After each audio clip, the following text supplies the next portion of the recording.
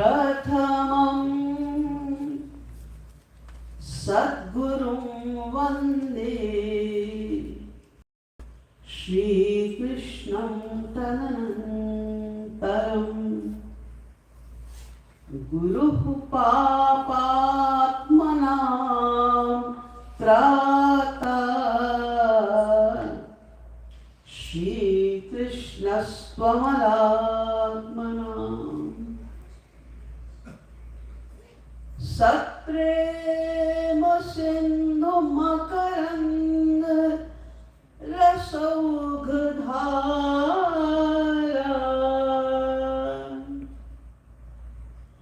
सारानजस् मवितस्रवदाश्रितेषु श्रीराधिके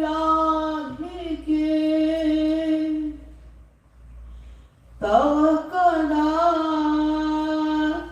चरणारविन्दं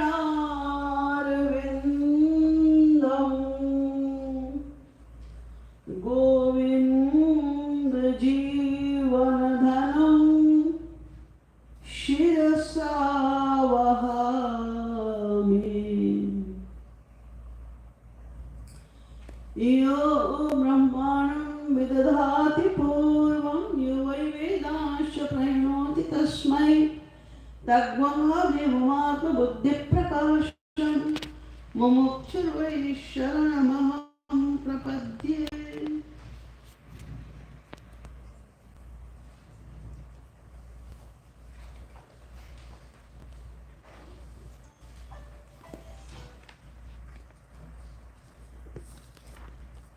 रसिक शिरोमणि रास शशिकेश्वर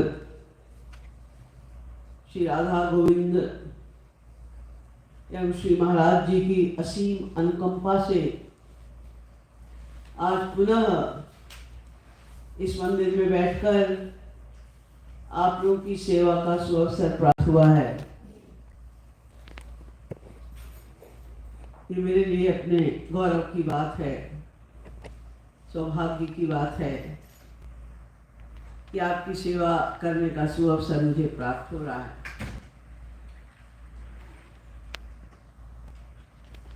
इस मंदिर के प्रमुख अधिष्ठाता स्वयं श्री महाराज जी ही, जो कि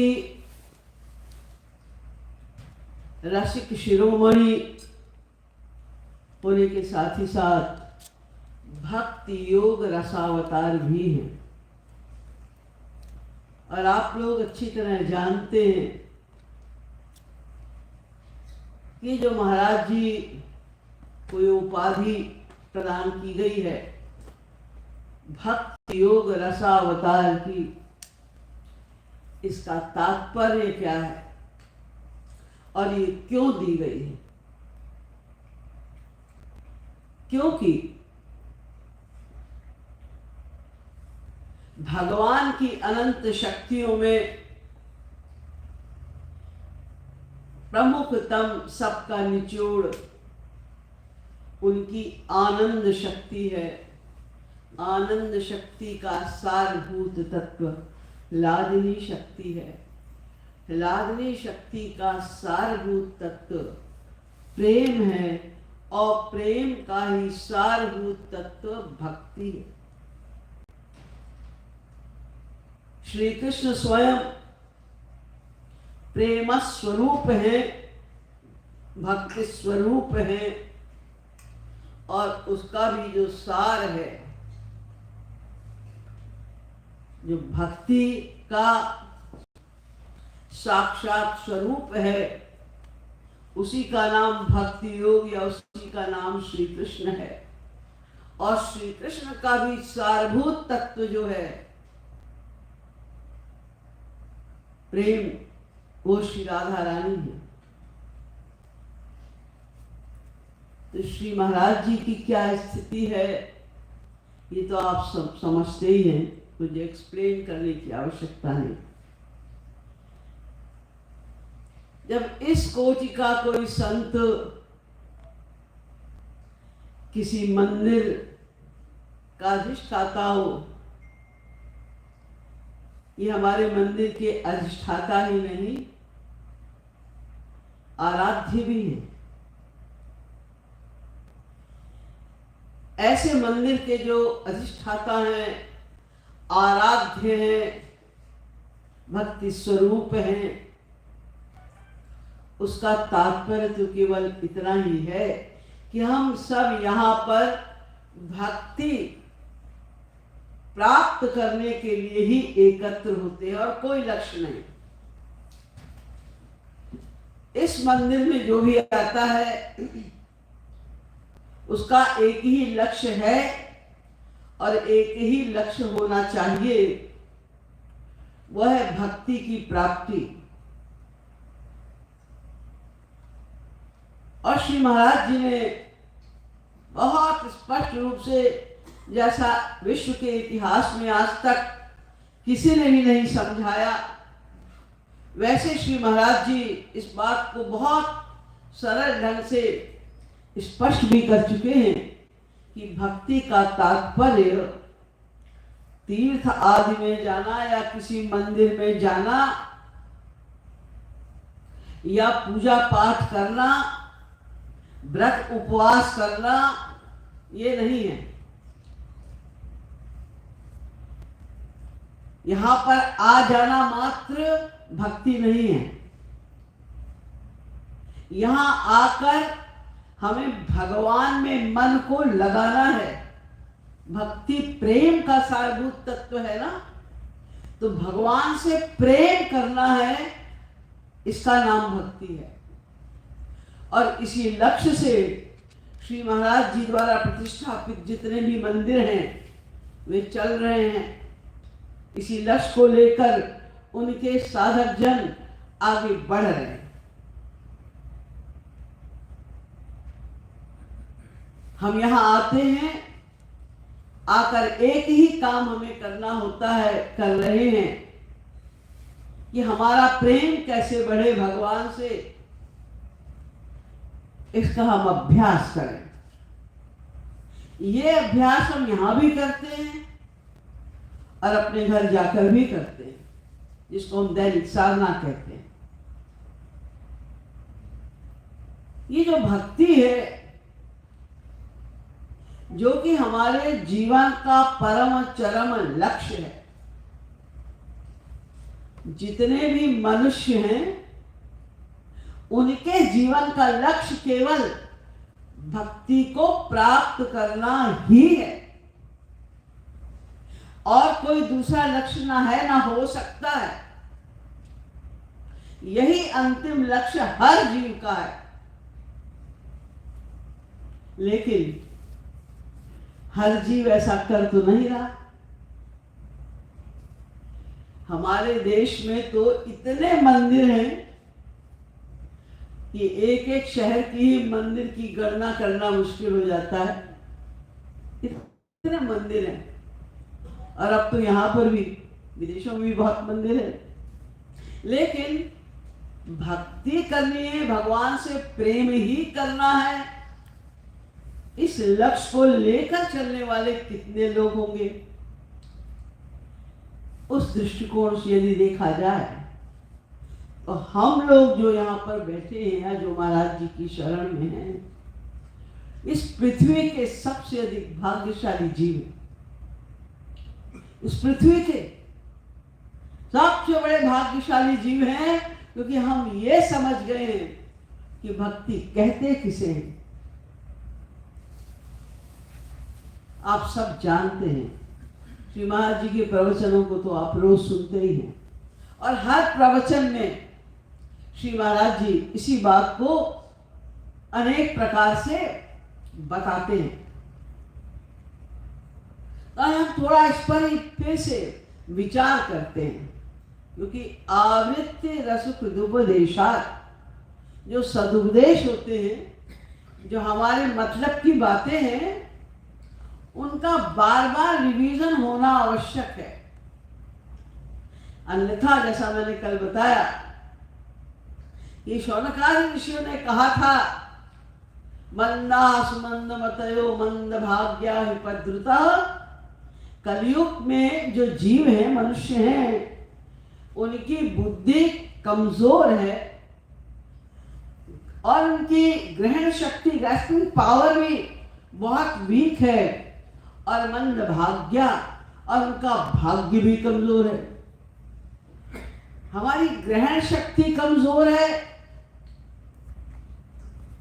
क्योंकि हमारे मन में कूड़ा बहुत भरा हुआ है, संसार संबंधी अटैचमेंट्स, संसार के को पाने की भूख, भागा दौड़ी बहुत ज्यादा है। इसलिए जो सार तत्व है जिसे हमें ग्रहण करना चाहिए, जिसे ग्रहण करने के लिए मानव शरीर मिला है हमें, उसे ग्रहण करने में हमारी बुद्धि कमजोर पड़ जाती है। और ज्ञान भी हमारा उतना अधिक नहीं है, आध्यात्मिक ज्ञान बहुत कम है, ग्रहण शक्ति भी बहुत कम है और मंद भाग्य इसलिए कि हमने पूर्व जन्मों में भी अच्छे कर्म नहीं किए। हमें महापुरुष मिले, भगवान के अवतार हुए, उनके दर्शन हुए, हमने उनकी सुनी नहीं, और सुनी तो किया अपने मन का, क्योंकि हमारा एक सिद्धांत है, सुनो सबकी करो मन, तो अपने मन की करते रहे। इसलिए मंद भाग्य, हमारा भाग्य भी कमजोर हो गया। तो अब हम क्या करें? ये भक्ति क्या है समझें और करें, इसी का हमें बार बार रिवीजन करना है। तत्व ज्ञान को बार बार तब तक रिवाइज करते जाना है जब तक हमारी प्रैक्टिकल लाइफ में वो उतर ना जाए। तो भक्ति क्या है, ये प्रश्न उठता है। तो भक्ति की अनेक परिभाषाएं बताई गई। एक परिभाषा है भजनम भक्ति। भजनम माने भजनम नाम रसनम, रस लेना। जैसे गाय भैंस ये चारा मुंह में रख लेती है, भर लिया, और फिर आराम से बैठ के उसका रस लेते रहते, चबाते रहते हैं, उसको खाते रहते। ऐसे ही जो हम भगवान का नाम रूप लीला गुण धाम आदि के विषय में सुनने के बाद एकांत में बैठकर नित्य उसका रस लेते रहें, यानी निरंतर भगवान के नाम रूप लीला गुण धाम आदि का चिंतन करते हुए उसका आनंद उठाना, ये भक्ति है। एक परिभाषा है। एक और परिभाषा की गई, संस्कृत में धातुएं होती है ना, तो भज धातु है। भज धातु के अनुसार ये परिभाषाएं की गई। भागो भक्ति, अर्थात ये रियलाइज करना कि हम श्री कृष्ण के ही अंश हैं, इसी का नाम भक्ति है। हम भगवान क्यों प्रवृत्त नहीं हो रहे हैं, हमारी भक्ति नहीं बढ़ रही है भगवान के प्रति, क्यों? क्योंकि हम ये भूल रहे हैं कि हम केवल श्री कृष्ण के ही अंश हैं, अर्थात केवल श्री कृष्ण ही हमारे रिलेटिव हैं। हमारा संबंध केवल श्री कृष्ण से ही है। भगवान श्री कृष्ण गीता में साफ साफ कह रहे हैं, ममई वांशो जीवलोके जीवभूत सनातन। ये जो जीव है ये मम एव, मेरा ही अंश है, और ऐसा वैसा अंश नहीं, सनातन, सनातन अंश है, सदा से है, सदा रहेगा, ऐसा अंश है। ईश्वर अंश जीव अविनाशी, चेतन अमल सहज सुख राशि, अंशो नाना व्यपदेशात् वेत्य। हरि साक्षात् भगवान शरीरिणा, महात्मा झषाणामिव तोयमीप्सितम्। भागवत भी कह रही कि जीव श्री कृष्ण का अंश है, सनातन अंश है, और उसके बिना रह ही नहीं सकता। हमारा रहना ही, अस्तित्व ही नहीं रह सकता हमारा। लेकिन हम इस बात को महसूस नहीं करते कि वे ही हमारे, बहुत से बहुत आगे बढ़े तो ये जरूर हम मान लेते हैं कि वे भी हमारे हैं। थोड़ा उनका भी भजन कर लो, कोई बात नहीं, इतनी कृपा कर देते हैं। थोड़ा बहुत भगवान का भी भजन कर लेंगे, लेकिन ज्यादा भजन किसका करेंगे? स्त्री पति बाप बेटा धन व्यापार, ज्यादा उसका भजन करेंगे, चिंतन उसका अधिक करेंगे, और कभी कभी एक आध घंटे भगवान का भी नाम ले लेंगे। तो ये रियलाइजेशन हो जाना, ये संसार हमारा नहीं है, हम संसार के नहीं हैं, हमारे तो केवल श्याम सुंदर ही है, हम उनके ही हैं। ही मामेकम चरणम, ही महाराज जी ने बहुत जोर दिया इस शब्द के ऊपर, ही लगा, हम उनके ही हैं, बस इस बात को मान लेना, यही भक्ति है। जब हम ये मान लें, जैसे अभी हमने माना हुआ है, ये मेरा बाप है, ये मेरा बेटा है, ये मेरी बेटी, तो उसी में हम आ सकते हैं दिन रात। अब हम ये मान लिया हमने, नहीं नहीं ये सब तो शरीर के संबंधी हैं, अभी हमारे तो केवल श्याम सुंदर हैं। जिस तरह वो प्रसन्न होंगे, जिस तरह उनकी सेवा हो पाएगी, जैसे उनका चिंतन बढ़ेगा, बस हमें वो करना है। इसीलिए मानव देह मिला है। और ये भी नहीं पता ये कब तक है मानव देह, आज तक है कि कल तक है, 1 साल रहेगा, 10 साल 20 साल, कुछ नहीं पता। तो जल्दी जल्दी अपने लक्ष्य को प्राप्त करो, इस संसार में मत उलझे रहो। ये रियलाइजेशन हो जाना ही भक्ति। पता चल गया हमारा कौन, तब हम उसी से प्यार करेंगे। अभी हमने शरीर के रिश्तेदारों को अपना रिश्तेदार माना हुआ है, इसलिए हम उनकी उपासना में लगे गए। तो दूसरी परिभाषा भागो भक्ति, तीसरी परिभाषा भज्यते भक्ति, मन को भगवदाकार बना देना, इसी का नाम भक्ति है। क्या मतलब? कि इतना चिंतन हो इष्ट देव का कि हमें अपने याद ही ना रहे, आपको लगे कि हम ही श्री कृष्ण हो गए। इतना चिंतन कि रोम रोम में वही बस जाए, उनके अलावा कुछ रही ना जाए। हमारे जीवन में मन ऐसा हो जाए, भगवताकार हो जाए, भगवत स्वरूप बन जाए हमारा मन, उसमें श्री कृष्ण के अलावा कोई बचे ही ना। उसका नाम भक्ति है।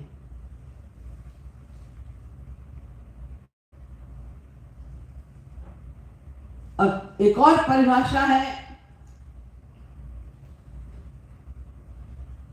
भज सेवायाम। वेद व्यास जी ने कहा कि और सब छोड़ो, भज सेवा, भज धातु का अर्थ ही सेवा है, इसलिए श्री कृष्ण की सेवा की कामना हो जाए, बस हम समझ जाएं कि हमारे जीवन का लक्ष्य केवल श्री कृष्ण की सेवा है। जिस तरह से भी हम उनकी सेवा कर सके, हम दिन रात उनकी ही सेवा करें, उनकी प्रसन्नता के लिए। जो सेवा होती है वो सेव को खुश करने के लिए होती है, अपने को खुश करने के लिए नहीं।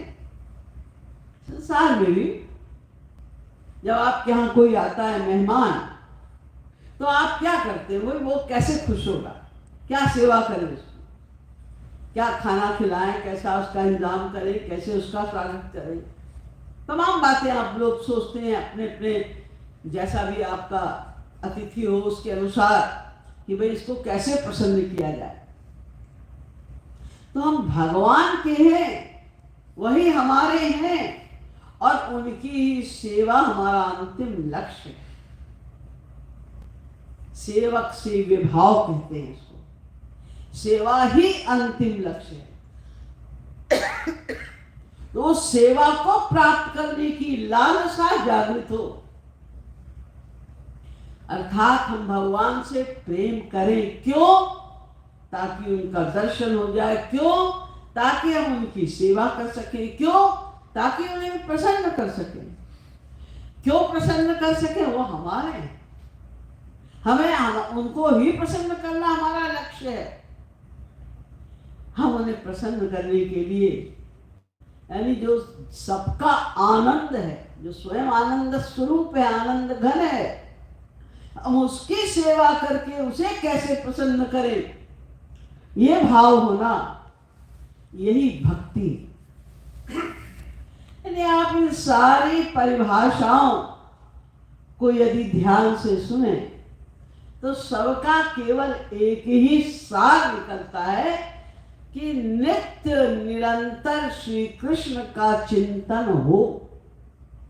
वे ही हमारे हैं, उनको ही प्राप्त करना हमारा लक्ष्य है। ये समझ में आ जाए, बस समझ में आ जाए। भी हमारी समझ में ही नहीं आया। यद्यपि हम लोग समझते तो ये हम बात समझदार है, बहुत काबिल है। अरे श्री महाराज जी की तो पूरी फिलॉसफी हमको रटी हुई है, हम समझते हैं ऐसा, लेकिन अभी हमें कुछ नहीं पता। जब तक ये मन में नहीं आ जाता पक्की तौर पे, हम ये नहीं जान लेते कि उनको प्रसन्न करना, उनकी सेवा करना, उनको प्राप्त करना ही हमारा लक्ष्य है। संसार में भी यदि आप लोगों को कुछ पाना होता है, एक जॉब ही पानी होती है, तो आपका चिंतन शुरू हो जाता है, उसका प्रयास शुरू हो जाता है उसके लिए। तो इतनी बड़ी हमें उपलब्धि प्राप्त करनी है। यदि हमने ये लक्ष्य बना लिया, सोच लिया, जान लिया, मान लिया, ये हमें श्री कृष्ण को ही प्राप्त करना और हमारे जीवन का कोई लक्ष्य नहीं, तो नेचुरल उन्हीं का चिंतन होगा दिन रात। जिसको हम पाना चाहते हैं उसी के लिए तो प्रयास करेंगे, उसका ही तो चिंतन होगा, हमारा वो चिंतन प्रारंभ हो जाएगा। ये भक्ति का तात्पर्य है। इसके पश्चात रूप गोस्वामी जी ने इसको और स्पष्ट करते हुए लिखा कि उत्तमा भक्ति, यानी जो वास्तविक रूप है भक्ति का, वो क्या है, उसमें क्या खास बातें हैं जो हमें अकम्प्लिश करनी। तो उन्होंने लिखा, अन्याभिलाषिता शून्यम ज्ञान कर्माद्यनावृतम आनुकूल्येन कृष्णानुशीलनम भक्तिरुच्यते। ये उन्होंने अपनी परिभाषा बनाई। इसमें 3 बातें बताई। पहली बात अन्याभिलाषिता शून्यम, दूसरी बात ज्ञान कर्माद्यनावृतम, और तीसरी बात कृष्णानुशीलनम। उसमें एक विशेषण और जोड़ दिया है उन्होंने, आनुकूल्येन, लेकिन तीसरा बताया कृष्णानुशीलनम। अन्याभिलाषिता शून्य माने क्या? अन्य कोई अभिलाषा ना हो, शून्य, एक भी और कोई अभिलाषा और कोई कामना ना हो। अन्य माने क्या? देखिए, हमारी संसार में तो 4 तरह की कामनाएं होती हैं लोगों की, धर्म, अर्थ, काम और मोक्ष। ये 4 कामनाएं, इसको पुरुषार्थ चतुष्टय कहते हैं। तो धर्म, अर्थ और काम, ये 3 तो मेटीरियल कामनाएं हैं। धर्म माने क्या होता है? ये जो वेदों में लिखा है ये कर्म करो, तो वेदों में तो ब्राह्मण क्षत्रिय वैश्य शूद्र के अनुसार लिखा है वैदिक कर्म करो, तो उससे क्या मिलेगा? स्वर्ग मिलेगा। वहां पर सांसारिक वैभव है, अनंत मात्रा का मटेरियल सुख है, बहुत बड़ा सुख है, लेकिन है क्षणभंगुर। तो धर्म माने क्या? वेद शास्त्र का पालन करते हुए आचरण करना। अर्थ माने जो हमारे शरीर की आवश्यकताएं हैं उसको प्राप्त करने के लिए पर्याप्त साधन जोड़ लेना। और काम माने अपनी कामनाओं की पूर्ति करना। तो वल्लभाचार्य जी ने कहा धर्मार्थ काम मोक्षाख्याश्चत्वारोऽर्था मनीषिणां जीवेश्वर विचारेण विधाते ही विचारिता। देखो धर्म हम करते हैं क्यों? अर्थ की प्राप्ति के लिए, कि हमें स्वर्ग आदि मिलेगा, खूब वहां पर हमको विलासिता वैभव के सब सामग्री मिलेगी, हर इंद्रियों की इच्छा पूर्ति करने के लिए बड़े से बड़ा साधन मिल जाएगा, इसलिए हम धर्म करते हैं, वेद के अनुसार कर्म कांड करते हैं। और हम ये क्यों चाहते हैं? अर्थ साधन क्यों हम चाह रहे हैं? सुख का कामनाओं की पूर्ति के लिए। तो इन तीन को तो तीन कहो ही मत, एक ही है। धर्म अर्थ और काम, ये मटेरियल लक्ष्य है हमारा, इसको एक ही बोलो, काम, कामनाओं की पूर्ति के लिए कर रहे हैं। और दूसरा लक्ष्य है मोक्ष। अभी जो मोक्ष है, मोक्ष की प्राप्ति, इसमें भी बहुत तरह की और भी चीजें हैं। मोक्ष प्राप्त करना है माया से निवृत्ति हो जाना, लेकिन श्री महाराज जी ने मोक्ष को भी तुच्छ बताया। महाप्रभु चैतन्य ने भी कहा तार मध्य मोक्ष का वांछा कैतव प्रधान। कैतव सबसे बड़ा कैतव, कैतव माने छलावा, डिसेप्शन, भुलावा। सबसे ज्यादा छलने वाली कोई चीज अगर किसी की है तो वो मोक्ष है। क्यों? क्योंकि हम चाहते क्या है? सुख, क्योंकि हम ईश्वर के अंश हैं, हमें आनंद चाहिए, आनंद के लिए हम सारे प्रयास कर रहे हैं। और होता क्या है मोक्ष में कि जो संसार का आनंद मिल रहा था वो भी गया, माया से छुट्टी मिल गई, समझ में आ गया संसार में सुख नहीं है, अब ये संसार का सुख भी तुच्छ लगने लगा, वो तो गया। और भगवान मिले नहीं। मुक्ति में क्या होता है? माया से निवृत्ति हो गई और फिर वो अपना सुख, आत्म का सुख महसूस करता है। भगवान के सुख का उसे आभास मिलता है। भगवान को देखता वेखता नहीं मुक्ति पाने वाला, दर्शन नहीं होते भगवान के, क्योंकि तो अद्वैतवाद में विचार करता है कि भगवान का स्वरूप होता ही नहीं, यानी ये मानता है उनका अवतार होता ही नहीं, इसलिए उसको दर्शन तो भगवान का होता ही नहीं है, खाली आभास होता है उसके आनंद का, और समझ लेता है कि हमको ब्रह्मानंद मिल गया। वो ब्रह्मानंद ही नहीं, तो वो भी हमारे मतलब का नहीं। तो लक्ष्य क्या है? हमें भगवान के दर्शन भी हो, उनका आनंद भी मिले, उनकी सेवा भी मिले। तो उससे ऊंचा लक्ष्य है वैकुंठाधिपति महाविष्णु का दर्शन। तो वहां पर उनके दर्शन तो हो जाएंगे, आनंद भी दिव्य मिलेगा, अनंत मात्रा का मिलेगा, लेकिन प्रेमानंद नहीं मिलेगा। प्रेमानंद तो केवल सगुण साकार भगवान की भक्ति से ही मिलता है। तो हमें हमारा जो अंतिम लक्ष्य है वो तो केवल हमको भक्ति के द्वारा, श्री कृष्ण की भक्ति के द्वारा ही प्राप्त हो सकता है। तो अन्याभिलाषिता शून्य मतलब कि हमें संसार की कामनाएं, संसार का सामान कहां से कहां तक है, इस लोक से लेके ब्रह्मा के लोक पर्यंत ये स्वर्ग है सारा। इस लोक में ये मनुष्य लोक है, इससे परे मनुष्य गंधर्व, उसके परे देव गंधर्व, उससे परे पितृलोक, उसके परे अनजानस लोक का लोक, उसके बाद कर्मदेव का लोक, उसके बाद नित्य देव का लोक, उसके ऊपर इंद्र देव का लोक, उसके ऊपर बृहस्पति का लोक, उसके ऊपर प्रजापति का लोक, और उसके बाद है ब्रह्मा, ब्रह्मा के लोक कारण। ये यहाँ से लेके ब्रह्मा के लोक पर्यंत जितने सुख हैं सब मेटीरियल हैं और कुछ दिन के लिए प्राप्त होते हैं, फिर छिन जाते हैं। फिर शुरू करो ABCD अगर दोबारा पाना है तो। इसलिए वो तो तुच्छ है, उनसे तो कोई मतलब नहीं।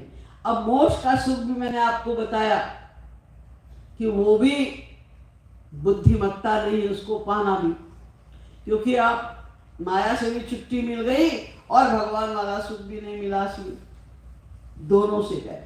तो सगुण साकार भगवान की भक्ति ही, और भक्ति में भी श्री कृष्ण भक्ति जिसमें माधुर्य भाव पर्यंत की भक्ति मिलती है, यही हमारा अंतिम लक्ष्य है, उसकी ही कामना बनाना। अन्य अभिलाषा, अन्य जितनी अभिलाषाएं यानी मोक्ष के अतिरिक्त महाविष्णु का जो वैकुंठ लोक है उस तक को छोड़ देना है, वहां तक हमें कामना नहीं बनानी है। इसका नाम है अन्याभिलाषिता शून्यम। इसीलिए आप लोगों ने सुना होगा कि भक्त जब भगवान देते हैं भक्त को दर्शन तो पूछते हैं वरदान मांगो, क्या चाहिए तुम्हें? तो अगर उनका तत्व ज्ञान सही नहीं, गुरु ने सही ज्ञान नहीं दिया तो कुछ भी मांग लेते हैं। किंतु जो असली भक्त हैं वो मांगते कुछ नहीं, और भगवान की चालाकी करते हैं। भक्त को दर्शन जब देते हैं तो तमाम चीजों का जल्दी नाम भी गिना देते हैं कि कहीं उलझ जाए। जैसे जब कागभूषुंडी जी को दर्शन दिया भगवान ने तो बोले कागभूषुंडी मांगवर अति प्रसन्न मोहिजान अणिमादिक सिद्धि अपरिणि मोक्ष सकल सुख खान। अणिमा गरिमा लग्ना प्राप्त इंद्रिय वशिता, ये जितनी सिद्धियां हैं निधियां ऐसा मांग लो, कुछ भी मांग लो, और मोक्ष सकल सुख खान, मोक्ष भी तुम मांग सकते हो। तो कागभूषुंडी ने मुस्कुरा दिए, वाह वाह, सुबह से आज कोई मिला नहीं आपको बेवकूफ बनाने के लिए, मैं ही पहला मिला। मोक्ष को आप सकल सुख खान बना के मुझे भुलावे में डाल रहे हैं, ये सब नहीं चाहिए। तो अविरल भक्ति विशुद्धता श्रुति पुराण यही गाओ, यही खोजत योगीश मुनि प्रभु प्रसाद को पा। वो भक्ति जिसको चुरा के रखते हो, देना है तो वो दे दो, नहीं तो हम जा रहे हैं, हमें कुछ नहीं चाहिए। तो भगवान को मानना पड़ा। सुन बायसते परम सयाने मुकुति निरादर भक्ति लुभाने। अरे भैया ये भक्त लोग बड़े चालाक होते हैं, देखो इन्होंने मुक्ति को भी ठुकरा दिया भक्ति के आगे। तो अन्याभिलाषिता शून्यम का ये अर्थ है कि हमें अन्य कोई अभिलाषा, मोक्ष पर्यंत की भी अभिलाषा ना बने और वैकुंठ की अभिलाषा भी ना बने। इसका नाम है अन्याभिलाषिता शून्यम। और दूसरा है ज्ञान कर्माद्यनावृतम। भक्ति में कर्म के जो नियम होते हैं वो भी लागू नहीं होते, और ज्ञान की जो शर्तें हैं, जो नियम हैं, वो भी उसमें बाधक नहीं होना चाहिए। जैसे एक नियम है वेदों का, ब्राह्मे मुहूर्ते च बुद्धेत, सुबह 4 बजे उठो, समय 4 बजे उठ के भगवान का भजन करो, और फिर ब्रह्म मुहूर्त में उठकर स्नान करो, इत्यादि बहुत सारे नियम हैं। भक्ति में ये नियम लागू नहीं होते। अब आपकी नींद 2:30 बजे खुल गई तो आप क्या वेट करेंगे कि 4 बजे तब उठेंगे हम? अब आपका मन हो रहा है, बड़ा मन लग रहा है, भगवान के कीर्तन में बड़ा आनंद आ रहा है, आप बड़ी मस्ती से भगवान का भजन कर रहे हैं, आंसू बहा रहे हैं। अब वेद तो कहता है स्नान करो जाके, इसमें इतना टाइम वेस्ट हो जाएगा और हमारा जो भाव है टूट जाएगा, बड़ी मुश्किल से बना है। तो भक्ति कहती है अरे नहाना लेना बाद में, क्या मुसीबत आई, अभी नहाना क्यों जरूरी। अब आप कीर्तन कर रहे हैं, आंसू बह रहे हैं, बड़ा आनंद आ रहा है, 6 बज गए, आरती का टाइम है, अरे इतना आनंद आ रहा था कीर्तन में, अब आरती का टाइम हो गया, आरती करने में ना, भक्ति कहती है नहीं नहीं आरती वारती बाद में कर लेना। ये तो सब कर्म कांड की बातें हैं, इससे भक्ति का कोई संबंध नहीं होना चाहिए। कर्म में, इसमें भक्ति में कर्म का कोई नियम लागू नहीं होता और ना ही ज्ञान का कोई नियम लागू होता है। कर्म में तो बड़े बंधन होते हैं,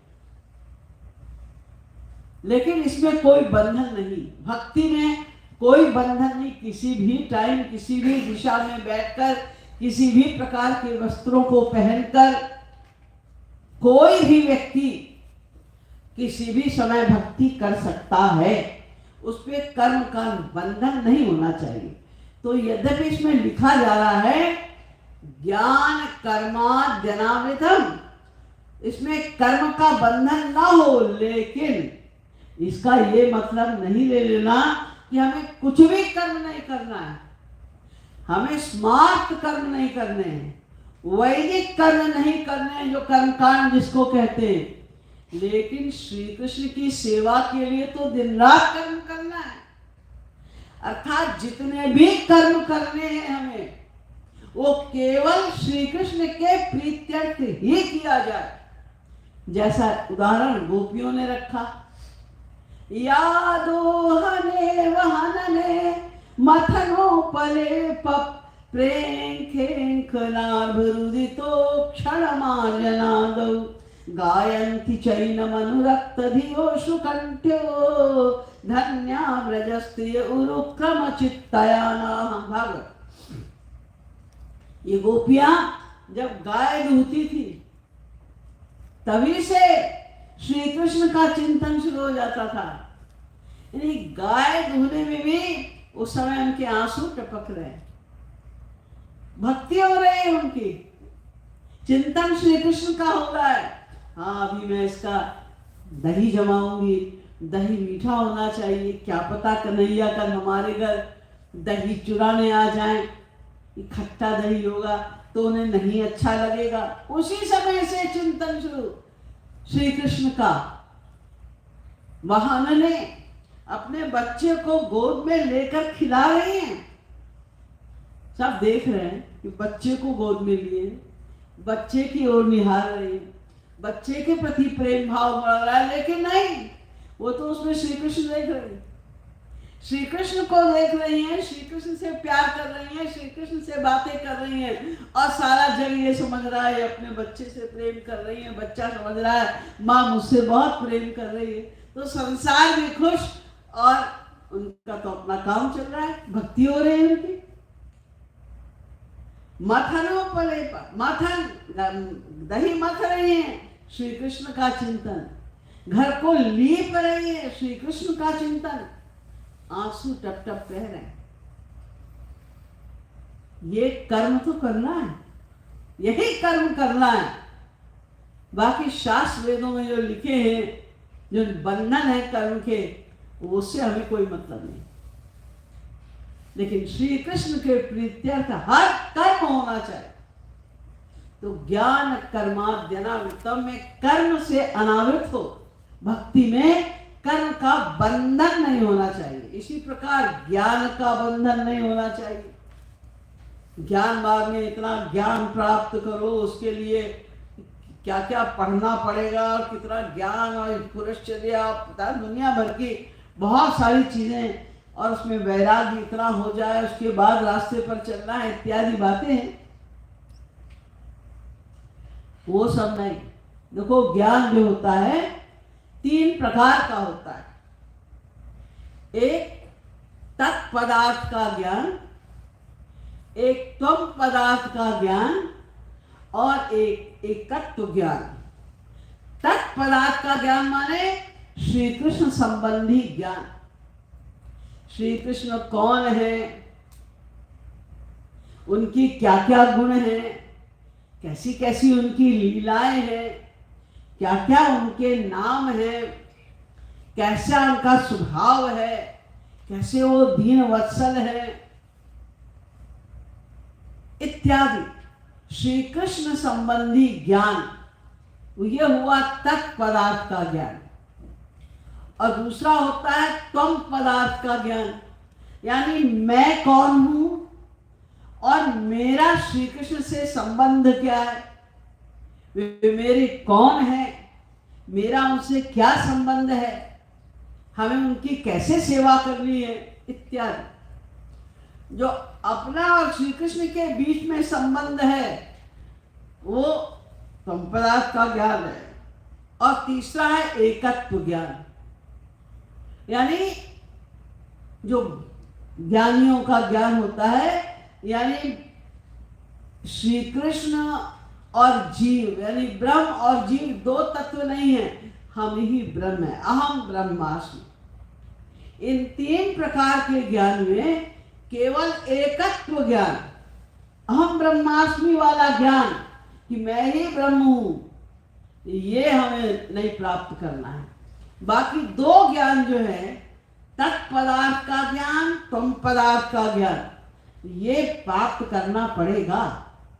इतना तो हमें जानना होगा। बहुत बड़े ज्ञान की हमें जरूरत नहीं है कि हम बहुत डिटेल में एक एक वेद मंत्र का अर्थ जाने और ब्रह्म क्या, माया क्या, जीव क्या, इसके विषय में बहुत हम डिटेल में ज्ञान प्राप्त करें। नहीं, केवल हमें अपने श्याम सुंदर संबंधी ज्ञान को प्राप्त करना है, उनके नाम रूप लीला गुणादि का ज्ञान प्राप्त करना है, और हमारा उनसे क्या संबंध है, बस इतना ही ज्ञान हमें प्राप्त करना है, एकत्व वाला ज्ञान नहीं प्राप्त करना है। तो ये 2 लक्षण जो मैंने अभी आपको बताए, जो रूप गोस्वामी जी ने उज्ज्वल नीलमणि में बताया, यानी अन्याभिलाषिता शून्यम और ज्ञान कर्माद्यनावृतम, ये तो भक्ति के तटस्थ लक्षण है। देखिए लक्षण 2 प्रकार के होते हैं, एक तटस्थ लक्षण होता है और एक स्वरूप लक्षण होता है। तटस्थ लक्षण उसको कहते हैं जो है तो आवश्यक, अनिवार्य, लेकिन उनसे ऐसा संबंध नहीं है अटूट के बिना उनके वो कहलाया ही नहीं जा सकता। जैसे आग है, आग का स्वरूप लक्षण क्या है, दाहकत्व, प्रकाशकत्व। आग का ये लक्षण है, दाहकत्व ने जलाना और प्रकाश करना, ये उसका स्वरूप लक्षण हो गया। और आग में गर्मी होती है, आग से खाना बना सकते हैं, आग से हम ये कार्य कर सकते हैं, वो तटस्थ लक्षण है। तो भक्ति के तटस्थ लक्षण क्या है, अन्याभिलाषिता शून्यम। जब तक अन्याभिलाषिता शून्यम की बात हम समझ में नहीं आएगी हमारे, हम नहीं उसको आत्मसात कर लेंगे तो भक्ति होगी ही नहीं। यद्यपि भक्ति का ये स्वरूप लक्षण नहीं है, लेकिन बिना इसके भक्ति होगी नहीं। साथ साथ तट साथ साथ चल रही हो, जैसे तट को अलग नहीं किया जा सकता नदी से, ऐसे ही तटस्थ लक्षण को भी पृथक तो नहीं किया जा सकता, लेकिन वो नदी का गुण नहीं है। तो अन्याभिलाषिता शून्यम और ज्ञान कर्माद्यनावृतम, ये 2 तटस्थ लक्षण हैं भक्ति के। अब स्वरूप लक्षण पे आई, जिसके बिना भक्ति हो ही नहीं सकती, कहलाती ही नहीं। वो स्वरूप लक्षण क्या है, तो उन्होंने बताया आनुकूल्येन कृष्णानुशीलनम, यानी कृष्ण अनुशीलनम, ये तीसरा लक्षण है, कृष्णानुशीलन। अनुशीलन माने सेवा, श्री कृष्ण की सेवा करना, सेवा प्राप्त करने की भावना होना भक्ति में, ये उसका स्वरूप लक्षण है। क्योंकि भक्ति को प्राप्त करने का रीजन ही एकमात्र श्री कृष्ण की सेवा को प्राप्त करना है। ये जो इस अनुशीलन है, सेवा है, ये दो प्रकार से होती है। एक तो चेष्टा के द्वारा, क्रिया के द्वारा, और दूसरी भाव के द्वारा। चेष्टा द्वारा जो हमारी सेवा होती है, जैसे हम उनके लिए बाकायदा खाना बना रहे हैं, भोग लगा रहे हैं, आप लोग मंदिर सजाते हैं, उन ठाकुर जी के लिए सुंदर सुंदर वस्त्र बनाते हैं, उनका सुंदर सा सिंहासन बनाते हैं, कि मंदिर को सजाते हैं। ये सब जो क्रिया हमारी हो रही है प्रेम को बढ़ाने के लिए, सेवा जो हम कर रहे हैं, ये चेष्टा कहलाती है। और भाव यानी अंदर से ही हम उनकी अंदर सेवा कर रहे हैं, अंदर से सेवा, केवल जबान से नहीं। एक भक्त था, वो मानसिक सेवा करता था भगवान की रोज। तो एक दिन कीर्तन कर रहा था, देर हो गई, उसको अच्छा भाव बन गया कीर्तन में। तो जब उसने घड़ी की ओर देखा, रे खाने का तो भोग लगाने का टाइम हो गया, मैंने तो अभी कुछ बनाया नहीं। तो जल्दी जल्दी उसने बनाया। देखिए सब कुछ कर नहीं रहा, कहीं उसके पास किचन नहीं, कोई बर्तन नहीं, वो तो मन से ही हो रहा है सब। अरे मुझे भोजन बनाना है, तो जल्दी जल्दी उसने खाना बनाया। और खाना बना के जब ठाकुर जी के आगे ले गया, तो उसके माइंड में ये बात आई कि मैंने अभी अभी खाना बनाया है, बहुत गर्म है, और कहीं ऐसा ना हो कि जल जाए उनकी उंगली खाना खाने में। तो उसने जो खीर बनाई थी, तो खीर में उंगली डाली, तो उसकी उंगली जल गई। तो उसने कहा, रे तो अब मैंने उंगली डाल दी इसमें, अब हमारे श्याम सुंदर कैसे खाएंगे। तो जल्दी से जाके फिर उसने खीर बनाई और ठंडा करके जल्दी से, जब तक उन्होंने अन्य चीजें का भोग लगाया, वो लेकर आए। तो ठाकुर जी ने किशोरी जी से कहा, चलो आज तुम्हें एक बड़े अद्भुत भक्त से मिलाते हैं। किशोरी जी को लाए और कहा, इसकी उंगली की ओर देखो जरा। देखा तो उंगली थोड़ी जली हुई थी। तो पूछा, ये उंगली में क्या हुआ तुम्हारे? बोले उंगली जल गई। कैसे जल गई? बोले वो खीर बनाई थी ना हमने, तो उसको मैं टेस्ट कर रहा था कि बहुत गर्म तो नहीं है, तो उसी से जल गई। बोले कहाँ बनाई थी? कहाँ है तुम्हारा किचन बर्तन? बोले वो तो कुछ नहीं है हमारे पास में। तो तुमने खीर कब कहाँ बनाई? बोले वो तो अंदर बनाई थी। यानी अंदर ही अंदर खीर बनाई, अंदर ही अंदर भोग लगाया, और ऐसी भावना तीव्र थी, इसको वास्तविक भोग लगाना कहते हैं, अंतःकरण से, कि उसने सोचा मन में कि मैंने गरम खीर में उंगली डाली तो सचमुच उसकी उंगली जल गई। ऐसा भाव, इसको भाव वाली सेवा कहते हैं। ये जो सेवाएं हैं, चेष्टा वाली या भाव वाली, भगवान के प्रति सेवा का भाव, उनके प्रति प्रेम का भाव जो बढ़ाया जाता है, ये भी दो प्रकार से होता है। एक होता है प्रवृत्ति परक और एक होता है निवृत्ति परक। प्रवृत्ति परक माने क्या? कि हम ऐसा कुछ भी करें उनकी सेवा के लिए, हम ऐसा कुछ भी करें जिससे हमारा प्रेम बढ़े और वो खुश हो जाए। कुछ करें, भोग लगा रहे हैं, वस्त्रों को सी रहे हैं, उनके लिए गहने तैयार कर रहे हैं, वस्त्रों को कुछ भी कर रहे हैं उनके लिए, उनके नाम पर उन्हें प्रसन्न करने के लिए हम कुछ भी करें, तो वो प्रवृत्ति परक सेवा कहलाती है। जैसे उद्धव जी ने चैलेंज कर दिया, तयोपभुक्त शीघ्रं वासो लंकार चर्चिता, उच्चिष्ट भोजनो दासास् तव मायाम जये मही।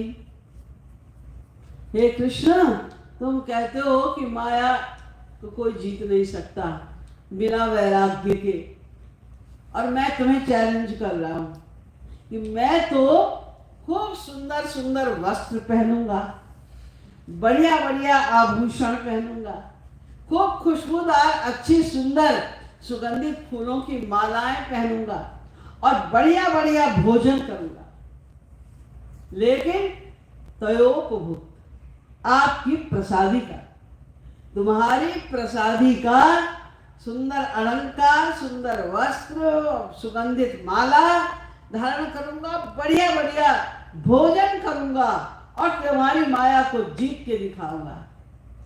तो प्रसाद मान के, हर चीज को भगवान का प्रसाद मान के ग्रहण करना, उनका चिंतन करना, इस प्रकार उनकी सेवा करना, ये प्रवृत्ति परक होता है।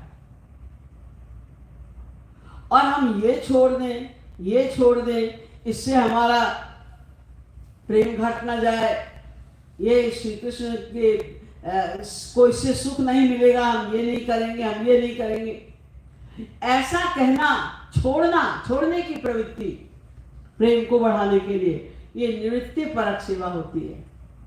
श्री महाराज जी तो हमेशा प्रवृत्ति परक मार्ग में ही हम लोग को लगाते रहे हैं कि प्रेम करो, छोड़ना कुछ नहीं और बढ़ा लो, अच्छा खाओ, अच्छे वस्त्र धारण करो, प्रसादी मानकर जो तुम्हें प्राप्त हो रहा है उसे प्रसादी मान के खुश होकर ग्रहण करो, वो चाहे दुख हो चाहे सुख हो। धन चला गया है, उसको भगवान की कृपा मानो, नाचो खुशी से, जैसे नरसिंह भगवान ने किया, उनका घर जल गया, खुशी से नाचने लगे। भयम थयम भागी जंजाल सुखे भजी शुम श्री गोपाल। अब तो कुछ बचा ही नहीं, अब चिंता करने की बीमारी भी खत्म, अब काय की चिंता करेंगे जब कुछ आई नहीं। तो ये प्रवृत्ति मार्ग और एक निवृत्ति मार्ग, को कहो कुलटा कुलीन कुलीन, कहो रंकिनी कलंकिनी कुनारी हो, कैसो नरलोक परलोक बड़ लोकन में लीनी, मैं अलीक लोकन ते नारी हो। घर जाऊ बन जाऊ देव गुरुजन जाऊ, प्राण की जाए टेक टरती नटारी हो। वृंदावनवारी बनवारी की मुकुटवारी, पीत पटवारी वही मूर्ति पे वारी हो। सब छोड़ दो, सब कुछ हमें छोड़ना है, कुछ भी छूट जाए हम सब कुछ छोड़ने को तैयार हैं। श्याम सुंदर का प्रेम न घटे, हम कुछ भी छोड़ने के लिए, कुछ भी त्यागने के लिए तैयार हैं। ये भावना, ये निवृत्ति परक भावना है। तो हमें सेवा उनकी करनी है। ये कृष्णानुशीलनम का अर्थ है, ये सेवा उनके सुख के लिए, जिससे उनका सुख बढ़े, वो सेवा हमें करनी है। और उसके साथ में एक शब्द जुड़ा है, आनुकूल्येन। इसका मतलब क्या कि हमें भगवान के प्रति, श्री कृष्ण के प्रति जो भी भावना रखनी है, अनुकूल भावना रखनी है। वैसे आपने सुना ही होगा कि भगवान के प्रति कैसी भी भावना रखो, कामम क्रोधम भयम स्नेह मैक्यम सौहार्दमेव च, नित्यम हरौ विदधतो यान्ति तन्मयताम हिते। काम से, क्रोध से, लोभ से, मोह से, दुश्मनी से, मैत्री से, कैसे भी बस चिंतन चलता रहना चाहिए उनका, तो वो तन्मयता हो जाएगी और भगवान की प्राप्ति, भगवान का फल मिल जाएगा। गोपियों ने अनुकूल भाव से प्रेम किया श्री कृष्ण से, तो उन्हें भी लोक मिला, और कंस ने प्रतिकूल भाव से किया, दुश्मनी थी उनको उनकी श्री कृष्ण से, तो क्या हुआ दुश्मनी में?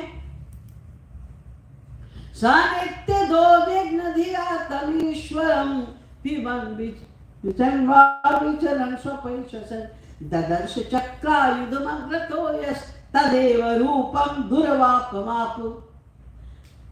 इतना ज्यादा दुश्मनी बढ़ गई उसकी श्री कृष्ण से, ये सामने पानी का गिलास रखा, इसमें श्री कृष्ण ने फेंक दिया इसको उठा।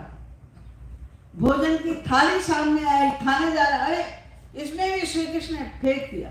अपने वस्त्रों को चीर चीर कर फेंकने लगा, अपने शरीर को चीर चीर कर फेंकने लगा कि इसमें भी श्री कृष्ण है।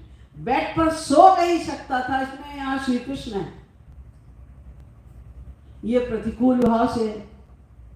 लेकिन हम लोग जो मनुष्य है, हम जीव हैं, हमने तो भगवान को देखा ही नहीं, हम प्रतिकूल भाव से कैसे उपासना कर सकते हैं उनकी? गलत हो जाएगा। ये तो महापुरुषों की बात है। कंस तो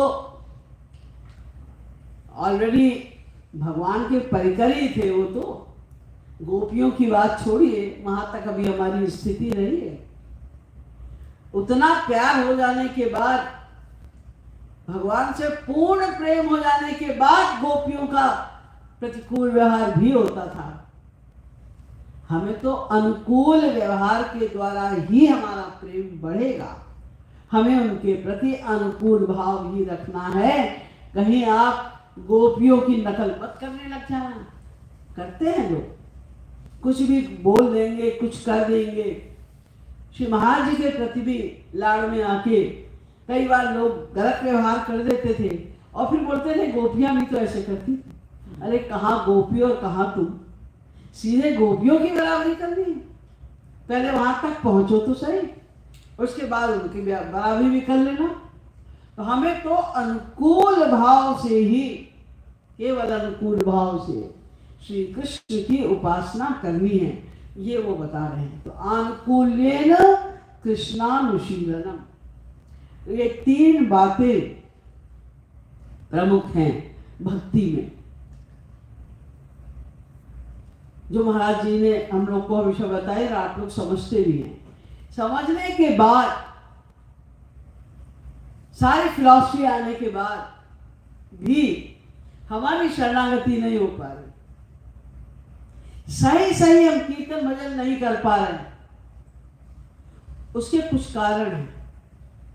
श्री महाराज जी ने मुख्यतः 4 कारण बताए हैं कि हम जब साधकावस्था में, अभी हम शुरू कर रहे हैं साधना, तो 3-4 गड़बड़ियां हैं ऐसी हमारे अंदर, जिनकी वजह से हमारी साधना बढ़ नहीं पाती। तो क्या है? पहली बात तो ये कि जिस मूर्ति या चित्र के आधार पर हम रूप ध्यान करते, साधना करते, उसमें हमारी पाषाण बुद्धि होती। हम मंदिर आते, इतने प्यार से श्रृंगार करते हैं, सजाते हैं, लेकिन ये बुद्धि असमय नहीं रह पाती। ये मूर्ति नहीं है, हमारे साक्षात हमारे प्राणों के आधार श्री राधा कृष्ण बैठे हैं, ये हमारे महाराज जी ही यहाँ पर बैठे हैं। ये बुद्धि नहीं रहती। हम उसमें शिला की बुद्धि, पाषाण की बुद्धि बना बैठते, इसीलिए हमारा प्रेम बढ़ नहीं पाता। तो हमें उसमें सदा ध्यान रखिए। आपने घर में चाहे कीर्तन कर रहे हो, साधना कर रहे हो, और चाहे आप यहाँ मंदिर आके साधना कर रहे हो, श्री महाराज जी के आदेशानुसार सदा ये सोचो ये मूर्ति नहीं है, ये देख रहे हैं हमें। हमारे हर कर्म को, चाहे वो मानसिक कर्म हो और चाहे वो शारीरिक कर्म हो, वो नोट कर रहे हैं। हमसे ऐसा कोई विचार में हमारे बिना आने पाए हमारे मन में जिससे वो दुखी होंगे, जो उन्हें नहीं अच्छा लगेगा। हमारे गुरुदेव को या हमारे श्याम सुंदर को, राधा रानी को अच्छा ना लगे, ऐसा हम कोई व्यवहार नहीं करेंगे। वो देख रहे हैं, साक्षात बैठे। तो ये पाषाण बुद्धि जो आ जाती है, इसलिए हमें आगे नहीं बढ़ने देती। नंबर 2, नाम में शब्द भावना। हम जब नाम लेते हैं राधे राधे आदि, बस शब्द बोल रहे हैं, इतना ही रहता है।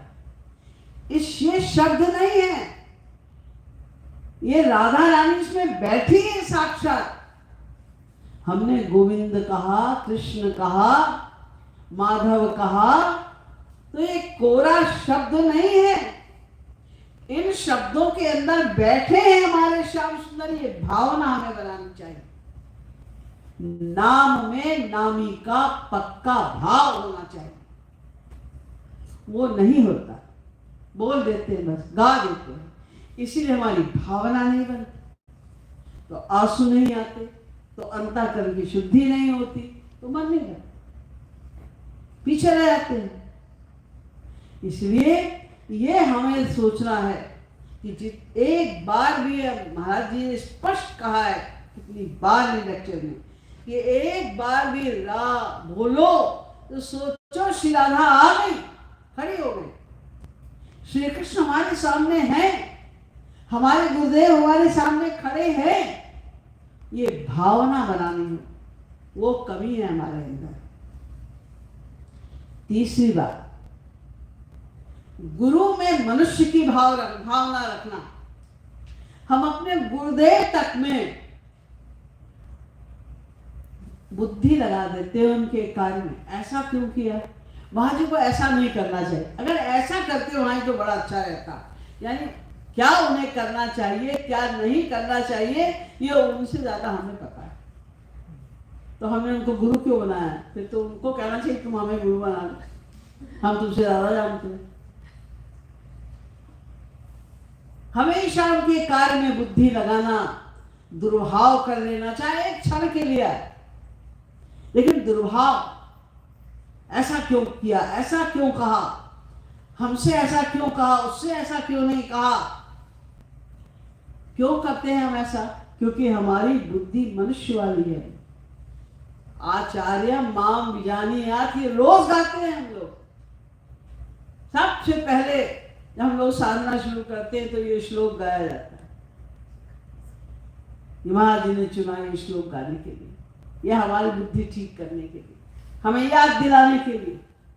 लेकिन हम खाली मुंह से बोल देते हैं, शब्द समझ के गा के आचार्य माम बोल देते हैं, सोचते ही नहीं हम क्या गा रहे हैं, क्या बोल रहे हैं, इस श्लोक का अर्थ है क्या, नहीं जानते। ये गड़बड़ है हमारी। और चौथी बात ये कि हम आपस में एक दूसरे के प्रति दुर्भाव रखते हैं, दोष देखते रहते हैं दूसरे में। महाराज जी कहते हैं दोष देखने का इतना शौक है तो अपने दोष देखो ना, तो तुम्हारा सुधार हो जाएगा। हम अपने दोष देखना ही नहीं चाहते। यद्यपि ये हम जानते हैं कि हम तो मायाबद्ध जीव हैं, तो कोई ऐसा दोष है ही नहीं जो हमारे अंदर ना हो। ऐसा कोई दोष नहीं। जब तक हम माया के अंदर में, एक सेकंड पहले तक सब दोष, यानी जब तक माया है, थोड़ा अंश भी माया का है, तब तक सब दोष हमारे अंदर हैं। ये जानते हुए भी हम मानते हैं। दूसरों में दोष देखने में तो हमारी बुद्धि बहुत तेज चलती है, आलोचना करने में। चाहे वो श्री महाराज जी हो, चाहे वो प्रचारक हो, चाहे वो अपने सत्संगी हो, कितने भी ऊंची स्थिति का कोई भक्त हो, हम उसमें भी दोष देखने से चूकते नहीं। ये हमारे दोषी होने का बहुत बड़ा प्रमाण है।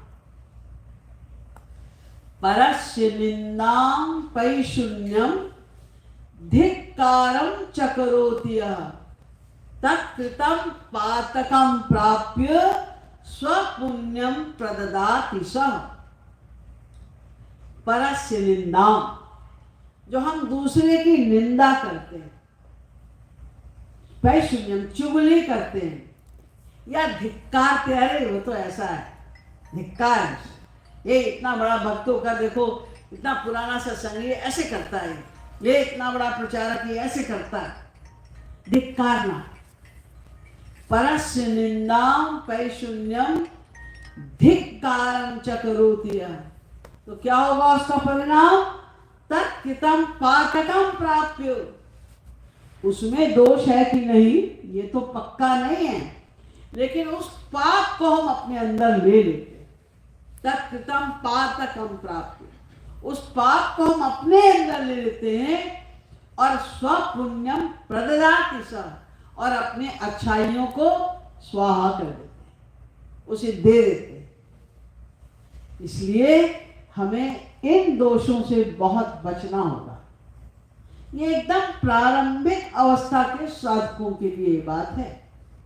वैसे तो बहुत सारे बाधक तत्व हैं जिससे हमारी साधना में बाधा पहुंचती है, लेकिन ये प्रैक्टिकल लाइफ में हमारे जब हम साधना शुरू करते हैं तो ये 4 दोष हमारे प्रमुख हैं जो हम सब में हैं, और हमें उससे अधिक से अधिक बचने की चेष्टा करनी पड़ेगी। तो क्योंकि हम लोग यहाँ पर भक्ति करने ही आए हैं, यही लक्ष्य है इस मंदिर का भी और आप सबका भी, इसलिए आज मैंने भक्ति संबंधी कुछ चर्चा की है। शेष बातें फिर कभी अवसर मिलेगा तो हम लोग चर्चा करेंगे, दोहराएंगे, क्योंकि इससे लाभ सुनकर भी सुनने वालों को भी कुछ ना कुछ होता है और कहने वाले को भी होता है, क्योंकि हम सब की परिस्थिति एक सी, कोई छोटा बड़ा नहीं। को बड़ छोट कहत अपराधु। तो रिवीजन अपना और आप लोगों का भी रिवीजन हो, इसके लिए श्री महाराज जी ने हम लोग को आदेश किया है कि हम इस तरह की जो चर्चा है, भगवत चर्चा, वो करते रहें। तो आज मैंने भक्ति के संबंध में कुछ बातें आपको बताई हैं, शेष फिर कभी। बोलिए श्रीमद् सतगुरु सरकार की जय। मंदिर में बैठ के जय बोलने में इतनी कंजूसी। बोलिए श्रीमद् सतगुरु सरकार की जय, लाडली लाल की जय, जय